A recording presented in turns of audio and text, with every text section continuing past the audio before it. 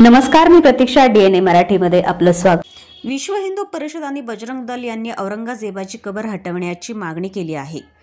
ही मागणी अहिल्यानगरच्या जिल्हाधिकाऱ्यांना निवेदनाद्वारे करण्यात आली आहे. औरंगजेब हा मुघल सम्राट होता, ज्याच्या कारकिर्दीत हिंदूंवर अनेक अत्याचार झाले असं मानलं जातं.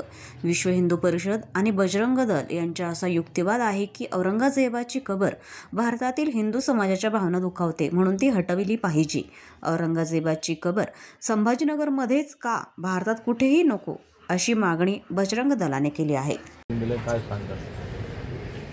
विषय असा आहे की औरंग्याची कबर पुरातत्व विभागाच्या अंतर्गत येते. हा पुरातत्व विभागच मुळात यासाठी निर्माण झाला की त्यामध्ये जिहादी राज्यकर्त्यांच्या स्मारकांचं संरक्षण व्हावं.